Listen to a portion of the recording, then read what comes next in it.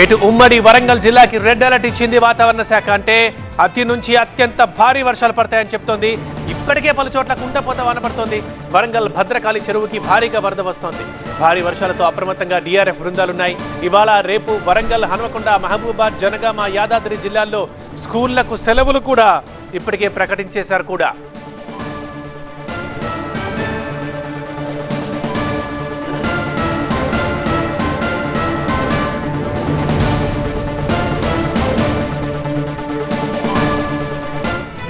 ప్రస్తుతం ఉమ్మడి వరంగల్ జిల్లాలో పరిస్థితి ఎలా ఉంది డీటెయిల్స్ అందించడానికి సీనియర్ కరెస్పాండెంట్ పెద్దీష్ మనకు లైవ్లో అందుబాటులోకి వస్తున్నారు. రైట్ పెద్దీష్, ఎలా ఉంది అక్కడ? మొత్తానికి రెడ్ అలర్ట్ ఇచ్చింది. సో అత్యంత భారీ వర్షాలు పడతాయని ఇప్పటికే స్కూళ్ళకు సెలవులు కూడా ఇచ్చేసింది విద్యాశాఖ. ఇప్పటికే ఎక్కడైనా వర్షాలు స్టార్ట్ అయ్యాయా?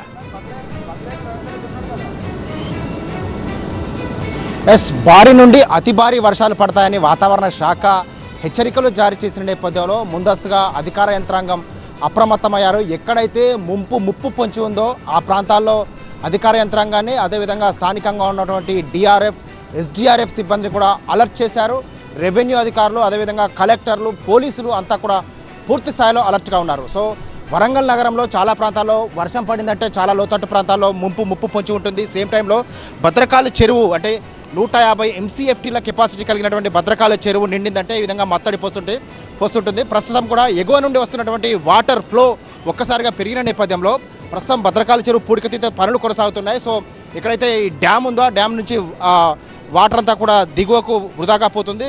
అయితే ఇక్కడ పోలీసులు కూడా, ఎందుకంటే ఒకవైపు వర్షాలు, వరదలు ఈ విధంగా విభత్సాలు సృష్టిస్తూ వరద నీరంతా పోతుంది, ఒకవైపు చేపల వేట కోసం కూడా చాలామంది వెళ్తున్నారు. ఈ నేపథ్యంలోనే పోలీసులు కూడా అలర్ట్గా వ్యవహరిస్తూ పర్టికులర్గా ఎక్కడైతే ఈ చెరువు మత్తలు పోస్తుంటాయో అక్కడ పోలీసు భద్రతా ఏర్పాట్లు పర్యవేక్షిస్తున్నారు. ఇక్కడ పోలీసు అధికారులు చెప్పండి, ఈ వరద నీరు ఎప్పటి నుంచి వస్తుంది? ఇదంటే ఇది గత 2 రోజుల నుంచి కురుస్తున్న భారీ వర్షాలు, దాంతోపాటు ఇంకా 48 గంటలు కూడా ఇంకా అతి భారీ వర్షాలు, క్లౌడ్ బరెస్ట్ ఉందని చెప్పి హెచ్చరించిన నేపథ్యంలో మా Warangal CP sir Sanpreet Singh sir ఇమీడియట్గా అందరినీ సమావేశపరిచి, కమిషనరేట్లో ఉన్న అన్ని అధికారులను సమావేశపరిచి వాళ్ళని అలర్ట్ చేయడం జరిగింది. నిత్యం ఏదైతే లోతట్టు ప్రాంతాలను గుర్తించి అక్కడికి ప్రజలకు ఎప్పుడు అందుబాటులో ఉండాలని చెప్పినారు. అదేవిధంగా మేము గత 2 రోజుల నుంచి, గత రాత్రి నుంచి మేము ఇక్కడ పికెట్ ఏర్పాటు చేసి ఈ యొక్క వాటర్ ఫ్లోయింగ్ని మనం గమనిస్తూ ఈ లోతట్టు ప్రాంత ప్రజలను కూడా మేము ఎటువైపు ఈ వాటర్ అంతా ఇంత ఫ్లో వస్తుంది, ఎక్కడి నుంచి వస్తుంది? ఇవన్నీ పైనుంచి వస్తున్న వాగుల నుంచి వర్షం వస్తూ ఈ కింది వైపు ఈ కాకతీయ ఫేజ్ 2, ఫేజ్ కాలనీ మరియు కాపువాడ ఈ ఏరియాలో ఇంతకుముందు కూడా గత 2 సంవత్సరాల క్రితం కూడా ఈ విధంగా మునిగిపోయి ఉన్నది ఇది. సో ఇప్పుడు మేమందరం ఈ లోతట్టు ప్రాంతాలను కూడా మేము అలర్ట్ చేసి అవసరమైతే సురక్షిత ప్రాంతాలకు కూడా తరలించే అన్ని ఏర్పాట్లు చేయడం జరిగింది. మేము పోలీసులము అందరం అలర్ట్గా ఉండి ప్రజలకి అందుబాటులో ఉన్నామని చెప్తున్నాము. అదేవిధంగా మేము ప్రజలకు ఏంటంటే ఈ పుకారు నమ్మొద్దు. మేము ఎప్పటికీ మత్స్యకారులు కూడా మెయిన్గా ఇక్కడ ప్రజలను కూడా మేము వాళ్ళని అలర్ట్ చేస్తున్నాము. చేపలు పట్టడం కూడా వెళ్ళొద్దని చెప్పి మేము హెచ్చరించడం జరిగింది. సో ఇది ఎక్కువగా ఈ చెరువు మత్తళ్ళు పడుతున్న సందర్భంలో కూడా అక్కడ చేపల వేట కోసం కూడా చాలామంది వెళ్తుంటారు. కాబట్టి ఎవరు కూడా చేపల వేటకు కూడా వెళ్ళవద్దని చెప్పి పోలీసులు హెచ్చరికలు జారీ చేస్తున్నారు.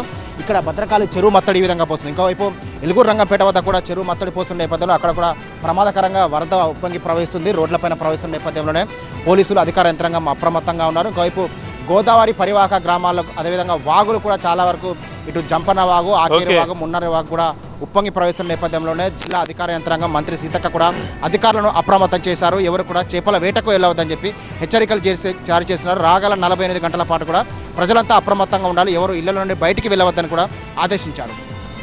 రైట్ పెద్దీష్, అది ఉమ్మడి వరంగల్ జిల్లా వ్యాప్తంగా వాతావరణ శాఖ రెడ్ అలర్ట్ ఇచ్చింది. ఇప్పటికే స్కూళ్లకు సెలవులు కూడా ప్రకటించారు. మనం టీవీ స్క్రీన్ మీద చూస్తున్నాం. 4 బాక్సుల్లో జయశంకర్ భూపాలపల్లి, వరంగల్ రైల్వే స్టేషన్, కర్నూలు, అదేవిధంగా అరకు.